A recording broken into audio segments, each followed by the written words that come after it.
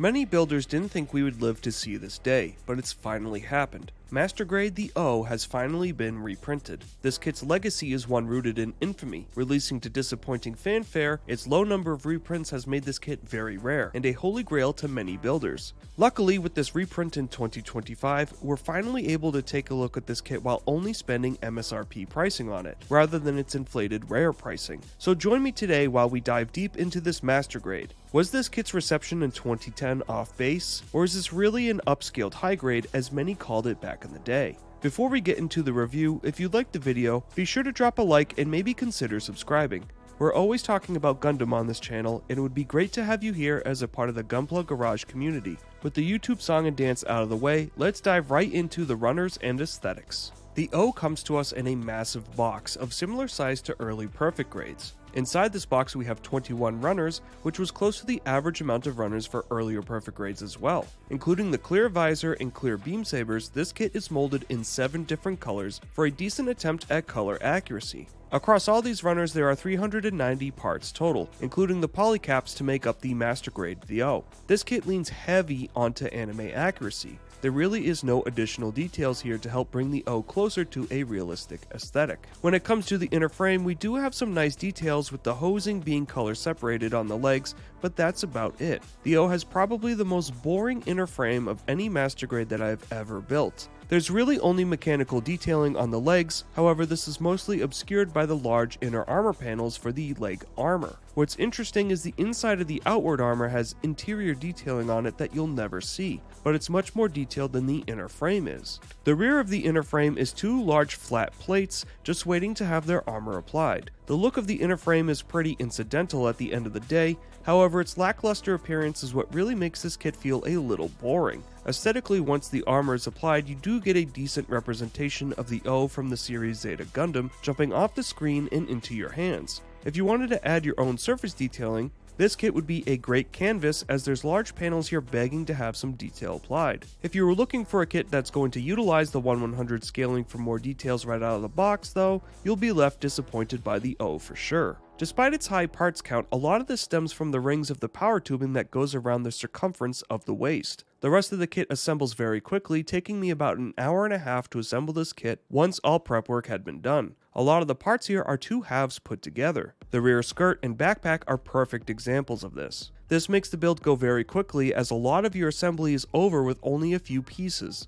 Similar to the inner frame, this makes the build a little less exciting. The build includes polycaps at joints in the upper thigh to connect to the waist, inside the middle of the waist itself to connect the torso. There's polycaps in the shoulder, and most of the swiveling armor connections like the front shin and side skirts also connect to a polycap. These polycaps are generally pretty sturdy and do their job. No real complaints with them. When it comes to small parts, the smallest parts on the O are the fingers on the hands, the rings for the power tubes on the waist, and the mono eye in the head. These are all relatively easy to deal with, only the mono eye was a little difficult to install on the kit. So if you have big fingers you might want to use some tweezers so you don't lose the mono eye itself. The O is a very quick and laid back build. Nothing caused me any headaches during the build, and everything went together perfectly as most Bandai kits usually do. Panel lining the O was very fast and very simple. I used my tried and true method of panel lining on the runner with Tamiya accent color black while cleaning up with Zippo lighter fluid. Using the Tamiya was easy and the liner flowed easily through all panel lines that are on the kit,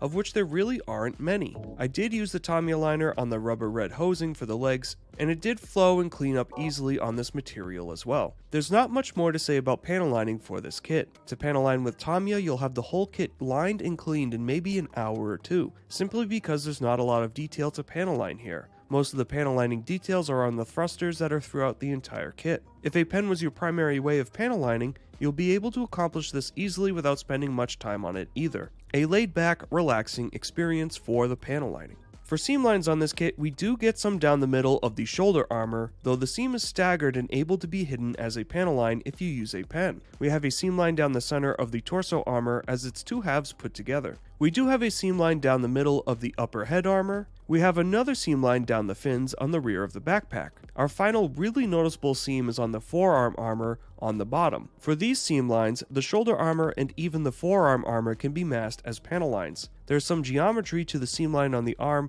that would imply it's a panel line. For the rear fins, torso armor, and top of the head armor, it would be best to seal these. The torso one is especially very noticeable. The light yellow color does a surprisingly good job making the seam line on the rear fin and the head less noticeable, but it's ultimately still there if you take a closer look. The build of the O has been very easy so far, but when it comes to color accuracy, that's when you'll get a bit of a curveball thrown at you. The kit is mostly color accurate, but when it comes to the thrusters, every single one of them is going to require some form of color correction. The inner bells of each thruster should be green in color, and this isn't an off-the-shelf shade of green either. So to get the O fully color accurate, you're going to have to do some paint mixing to get the right shade of green. There are some thrusters here that have the green color already, like the shoulder armor, backpack, and the front skirt. Out of the box, the kit looks a little funky because we do have some green thruster bells, but not in all the areas that they're supposed to be. So you really should find a way to get these thruster bells painted to bring this kit to color accurate standards.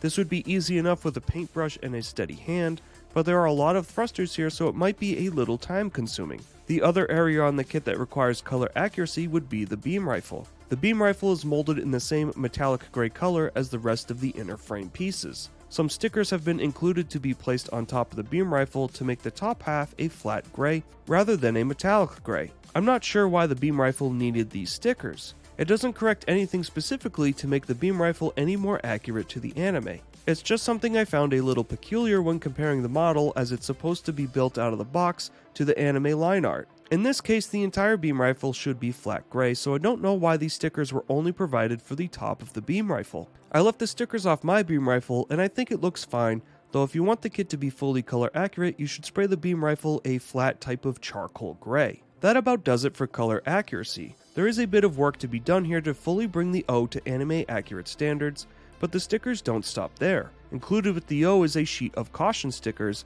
and a sheet of accent dry transfer decals. Dry transfers are pretty easy to apply, but I don't like mixing methods, so I opted to leave both the stickers and dry transfers off this kit so I can get a sheet of waterslide decals to complete this kit to the same standards as others in my collection. If you wanted to use these caution stickers and dry transfers, there's absolutely nothing wrong with that. The size of these stickers is larger than what we see for real grade and master grade super deformed, so these stickers should last longer on this kit than those, though that does come with the downside of being a bit more noticeable on the completed kit. This doesn't hurt the kit, and it's nice that these were even included so newer builders to the hobby can get a more complete kit out of the box. When it comes to builder woes, nub marks tend to be fairly high on the list. The O isn't undergated anywhere. For this kit, I used my God Hand nippers for my second cuts, and this actually did a pretty decent job. There was only a handful of nubs on this kit I felt needed to be sanded with my razor to get the best result. The nubs on the metallic silver frame will be discolored from the nub mark simply because of the metallic color.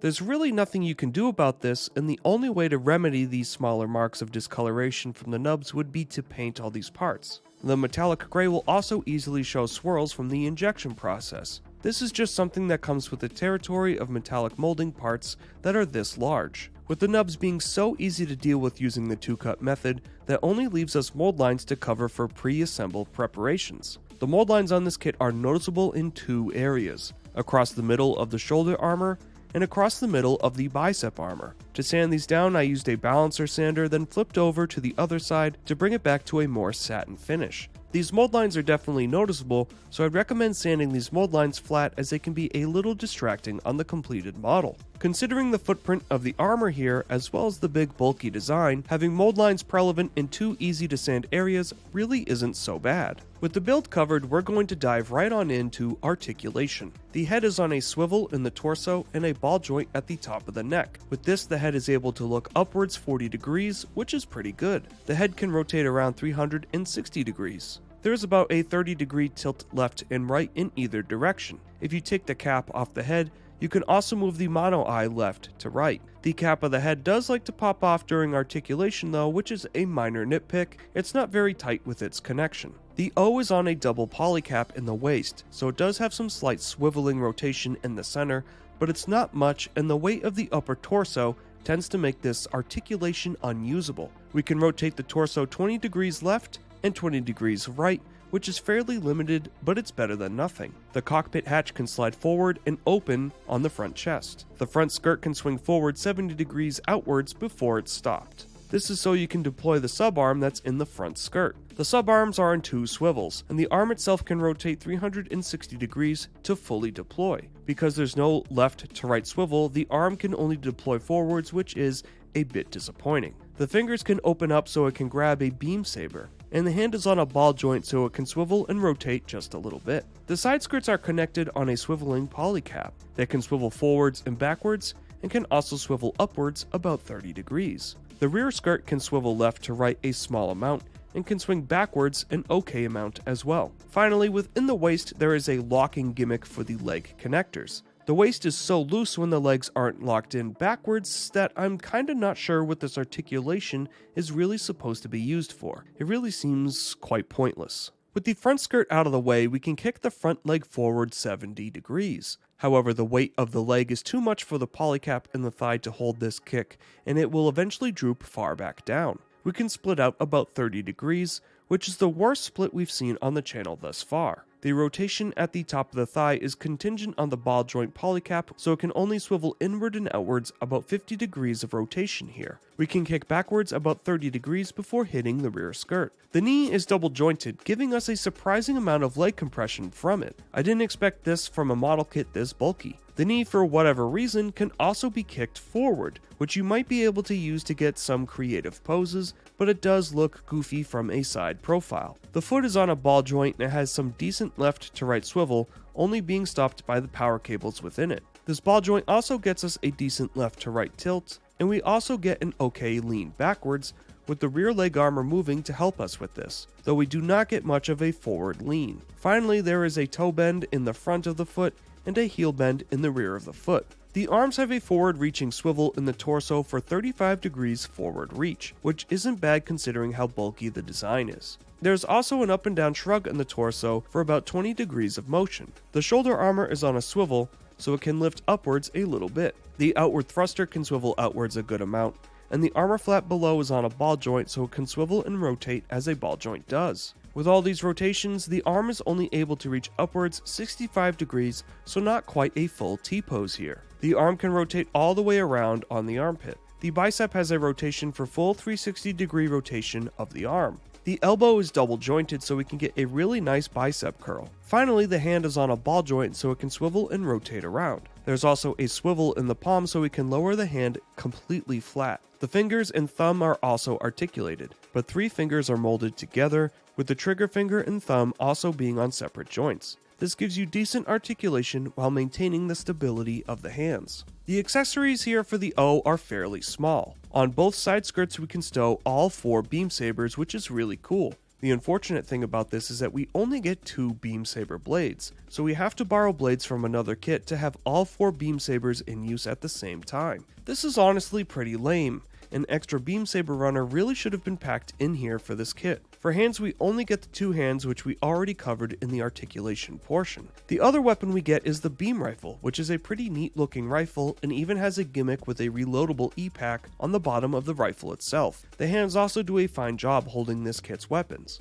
We do get an action base adapter, which is to be expected with master grade releases. Our final bit of accessory is a Paptimus Scirocco standing pilot figure and a sitting pilot figure, and that about does it for the accessories. A little less than basic for what we can expect from the O. The O is a large, bulky, powerful design. The design of the mobile suit does it no favors when it comes to posability. This isn't a highly posable model.